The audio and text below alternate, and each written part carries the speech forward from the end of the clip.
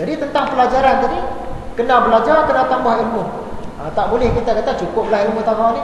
Sagi ilmu lebih-lebih tak tertanggung pula, berdosa pula, kena teruk ni hari kiamat nanti. Tak boleh, kena belajar. Itu tadi tanda-tanda ulama dunia. Sekarang nak masuk tanda-tanda ulama akhirat. Setakat mana yang kita sempat.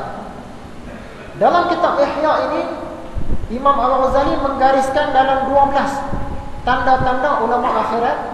Malam ini kita nak tengok satu saja, iaitu tanda yang pertama, ulama akhirat ni dia tidak mencari dunia dengan ilmunya.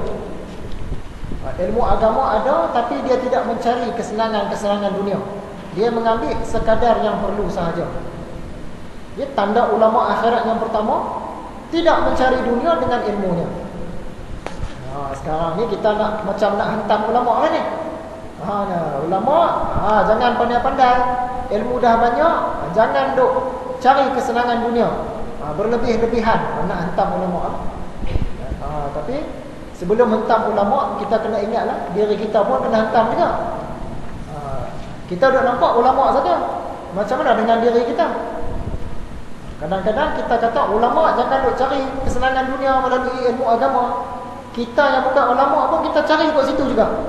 Tak kena. Kita duk nampak ayat ulama, yang kita tu tak nampak.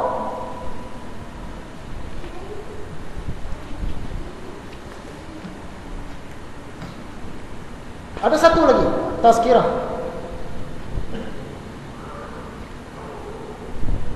Dalam mengusahakan keduniaan, dalam mengejar keduniaan, kita sanggup menggunakan dan mengorbankan banyak masa, banyak tenaga, banyak minda, banyak fikiran, banyak wang dan harta, juga banyak waktu rehat dan waktu berhibur kita. Kita tak kisah, kita tak hirau sangat sekiranya kekurangan atau kehilangan itu semua. Bahkan kita merasa lazat mengusahakan keduniaan yang kita kejar itu. Kalau kita ni ahli perniagaan, nak kejar kejayaan dalam perniagaan tu tadi, habis masa, habis tenaga, habis fikiran, habis duit, habis harta, habis waktu rehat, habis waktu berhibur, kita sanggup korbankan. Sebab nak dapat untung perniagaan tu tadi. Ni kita nak kait dengan ulama. Kita nak hentam ulama ni. Ulama jangan cari kesenangan dunia melalui ilmu agama. Tapi sekurang-kurangnya ulama tu ada ilmu. Macam mana yang kita yang tak ada ilmu ni? Ulama-ulama tu kurang-kurang dia ada ilmu. Jadi yang nampaknya kita ni, dalam kita nak menghentam ulama tu tadi, kita kena tengok diri kita. Dari segi ilmu kita tak ada, kuranglah kita berbanding ulama. Sebab apa? Kita tak sanggup nak berkorban. Kalau kata korban kepada benda-benda keduniaan, kita sanggup. Habis masa, habis tenaga, habis masa rehat, masa berhibur, masa bersama anak-anak, bersama keluarga, habis tak apa, asalkan kita dapat keduniaan yang kita nak kejar. Tapi dalam bidang keagamaan terbalik pula.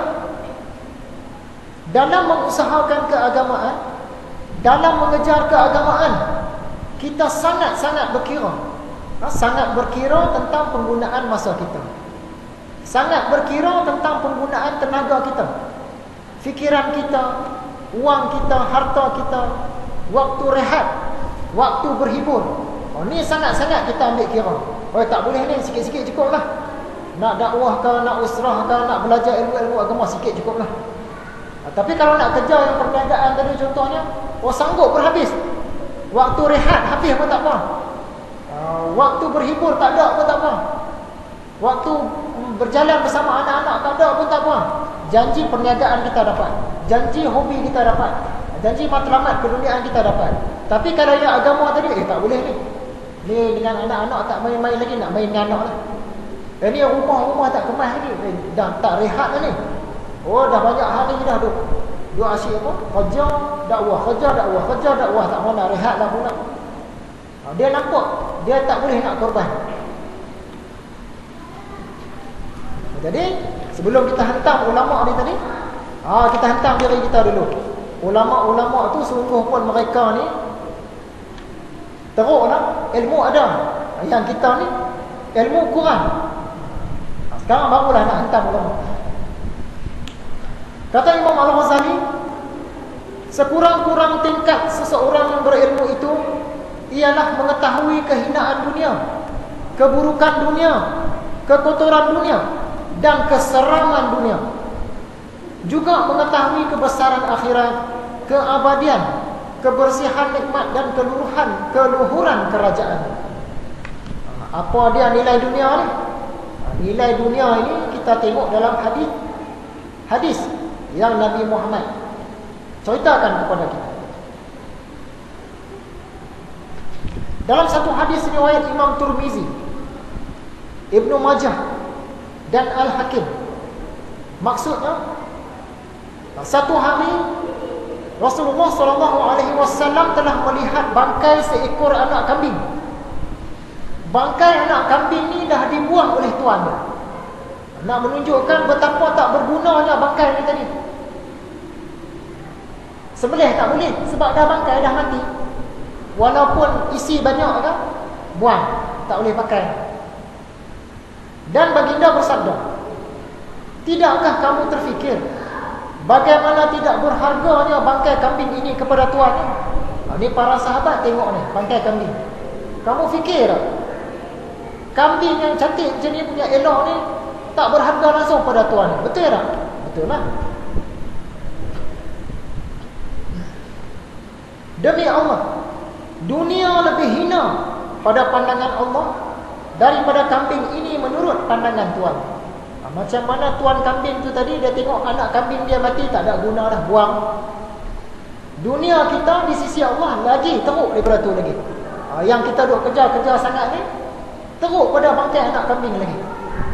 Hadis riwayat Imam Tirmizi, Ibnu Majah dan Al-Hakim.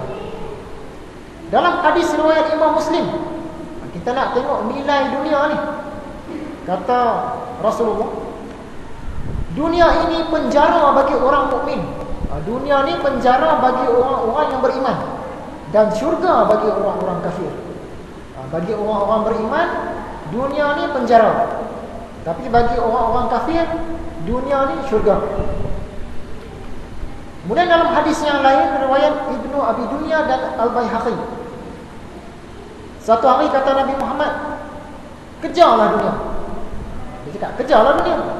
Kemudian baginda mengambil seketul sampah yang telah busuk dan seketul tulang yang telah reput, lantas bersabda, inilah dunia.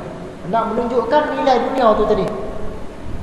Seumpama sampah busuk, tulang yang dah reput.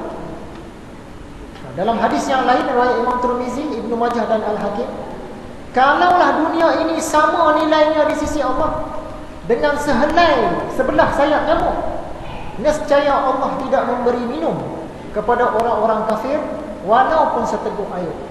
Kalaulah segala kenikmatan dunia ni di sisi Allah sama macam sebelah sayap nyamuk, dah tentu orang kafir Tuhan tak bagi minum, sebab Tuhan nak bagi kepada orang-orang beriman. Tapi Tuhan tak buat macam itu. Apakah maksudnya? Artinya segala kemewahan, kenikmatan, keseronokan di dunia ini sebelah sayap nyamuk pun tak sampai di sisi Tuhan. Itu yang kita nak dapat di syurga esok ni. Dunia ni sebelah sayap nyamuk pun tak sampai.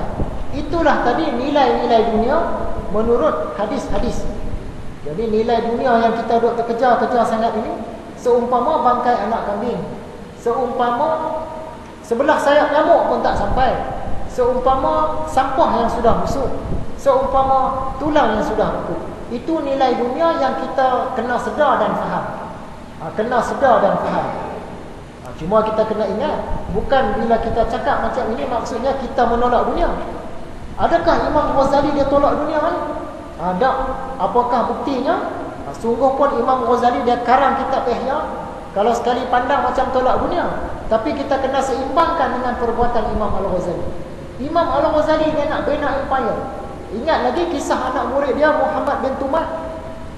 Anak murid dia tubuhkan satu kerajaan Murabitun, kerajaan Muwahhidun di Afrika Utara. Jatuhkan kerajaan yang sebelumnya, kerajaan yang dah rosak.